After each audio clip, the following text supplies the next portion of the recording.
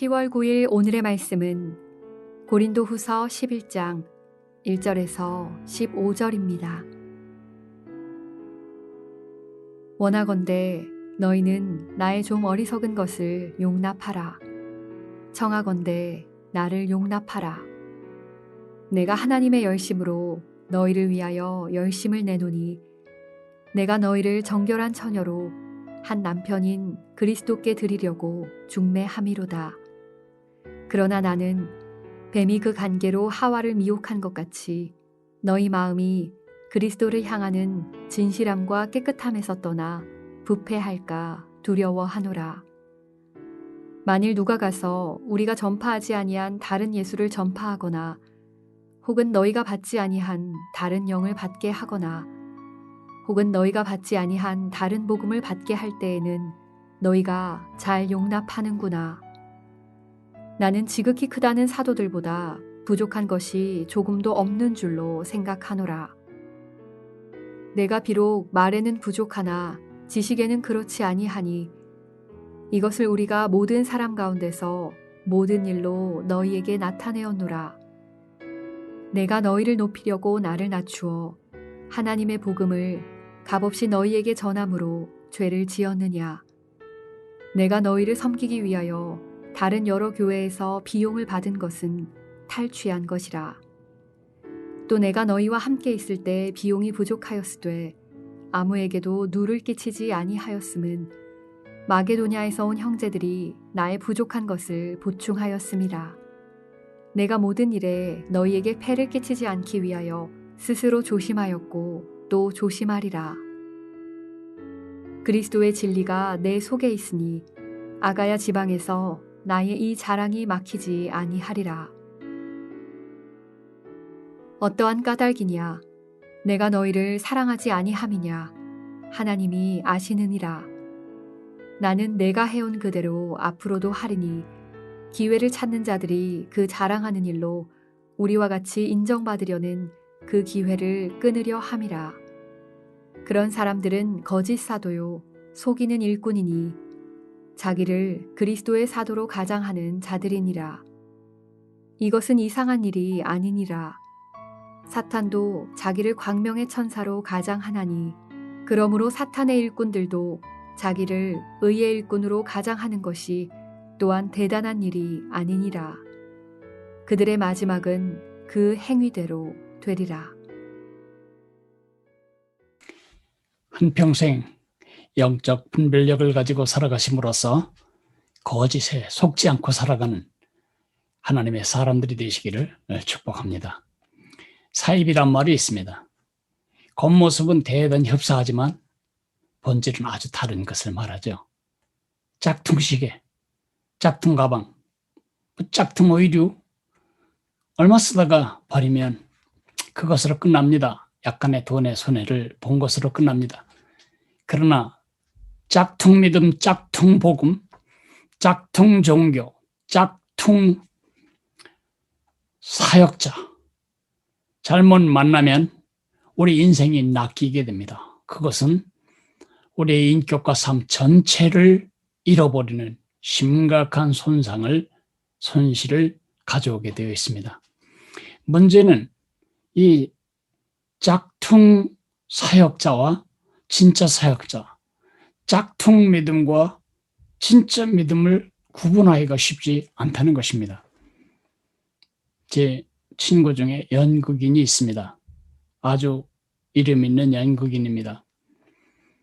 그는 여러 교회를 다니며 바울이라고 하는 독백극을 연기합니다.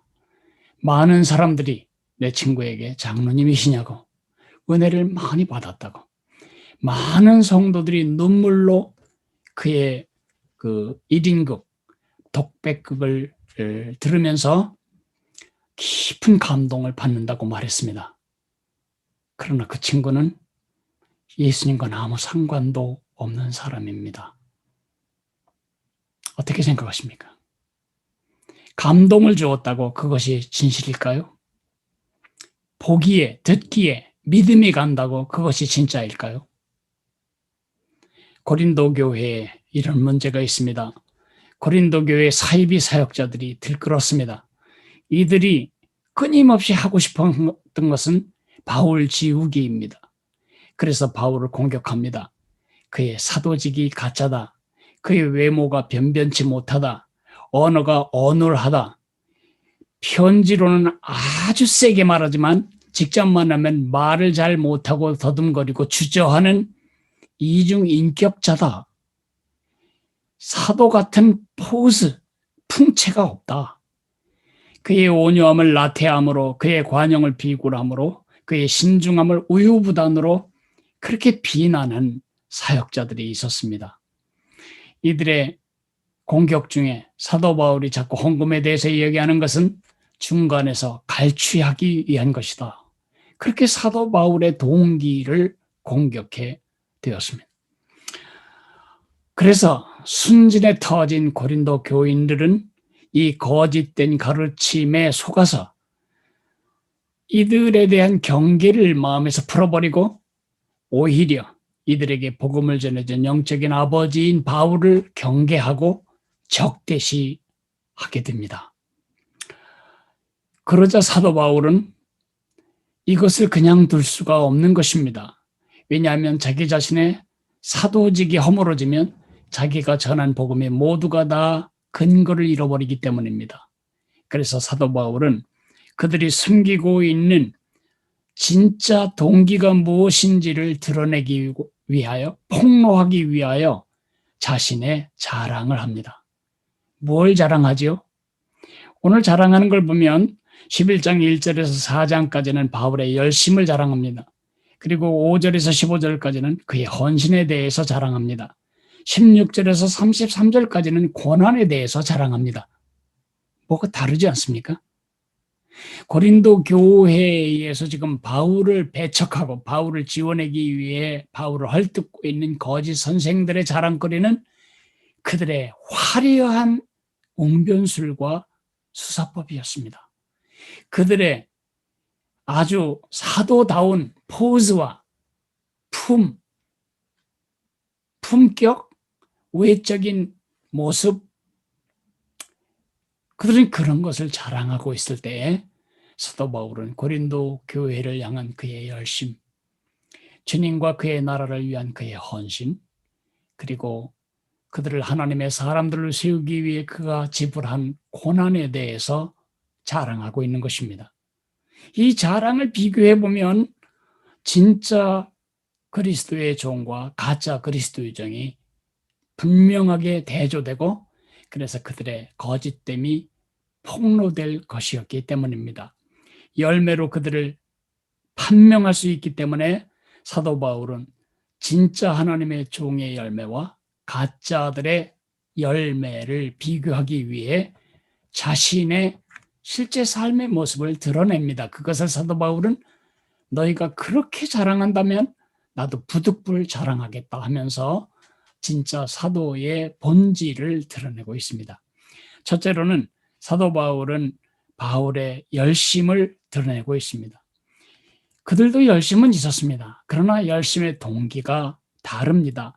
거짓 선생들은요, 예수님의 등을 밟고 자기를 드러내려고 합니다. 바울은 자기 등을 밟고 예수님이 드러나시게 하려고 합니다. 여러분, 열심히 있다고 다 옳은 것이 아닙니다. 장사를 하고 돈을 벌기 위해서도 목숨 건 희생과 헌신을 합니다. 선교사님이 찾아 들어가기 전에 그 깊은 이리한 자의 오지에 누가 먼저 들어갑니까? 상인들이 먼저 들어갑니다. 그들이 조그마한 나무배에, 가누 같은 배에 소금과 못 같은 것을 싣고 들어가서 그들이 사냥한 가죽, 짐승 가죽 같은 것을, 그리고 좋은 비싼 나무 같은 것을 사가지고 나오는 것입니다. 돈을 벌기 위한 헌신이 복음을 전하는 헌신보다 훨씬 더 열심일 수가 있다는 것입니다. 그 기준, 그 초점이 뭐냐가 아주 중요합니다. 거짓 선생들의 사역과 삶의 초점은 나입니다. 진짜 그리스도의 종의 사역과 삶의 초점은 그리스도입니다. 거짓된 선생들의 목적은 나를 드러내기 위해서입니다. 진짜 그리스도의 종은 목적은 그리스도를 드러내기 위해서입니다. 거짓 선생들이 얻고자 하는 것은 나의 명예, 나의 평판, 나의 지위, 나의 명성입니다.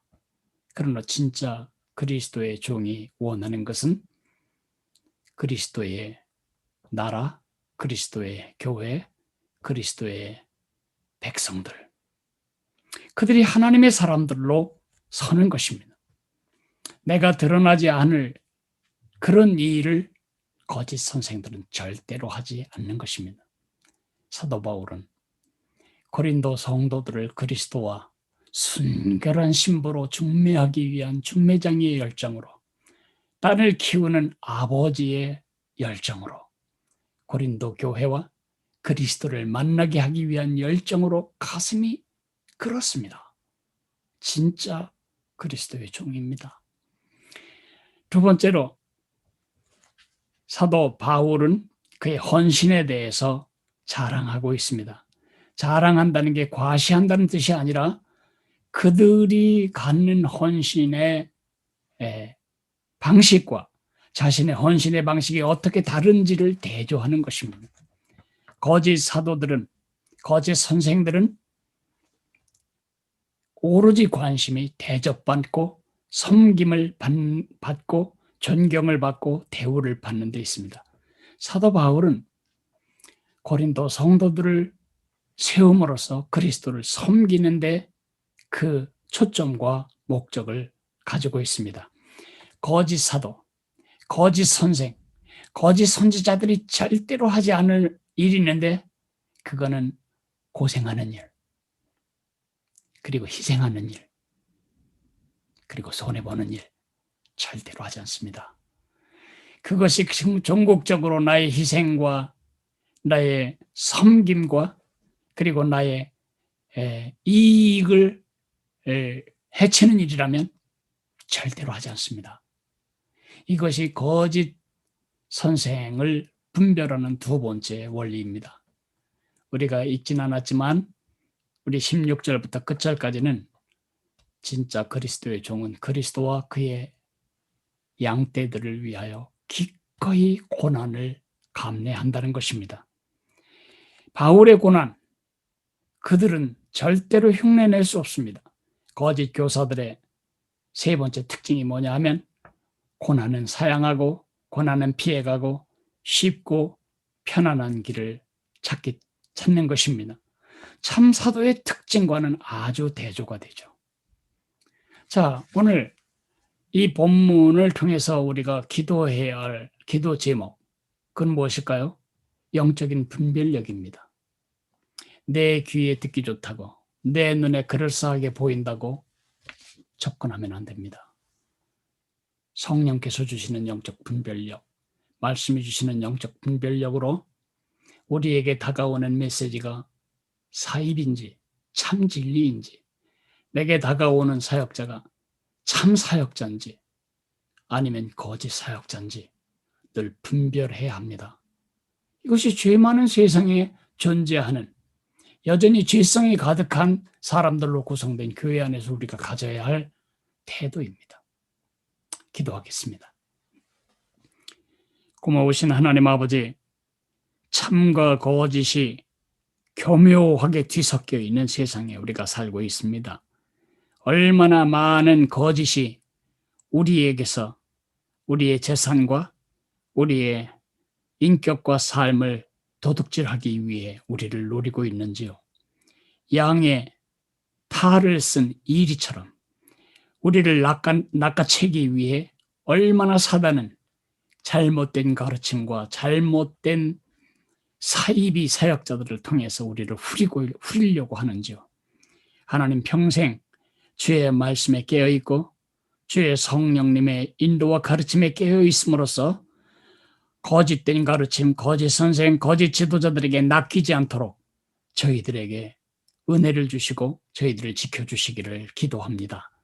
우리와 우리 가족들, 우리 교회 공동체에 거짓된 가르침과 거짓된 선생들이 파고들지 못하도록 늘 깨어 지키는 저희들이 되게 해 주옵소서. 예수님 이름으로 감사하며 기도했습니다. 아멘. 들지 못하도록 하늘에 계신 우리 아버지여, 이름이 거룩히 여김을 받으시오며 나라가 임하시오며 뜻이 하늘에서 이루어진 것 같이 땅에서도 이루어지리이다. 오늘 우리에게 일용할 양식을 주시옵고 우리가 우리에게 죄 지은 자를 사하여 준 것 같이 우리 죄를 사하여 주시옵고 우리를 시험에 들게 하지 마시옵고 다만 악에서 구하시옵소서. 나라와 권세와 영광이 아버지께 영원히 있사옵나이다. 아멘.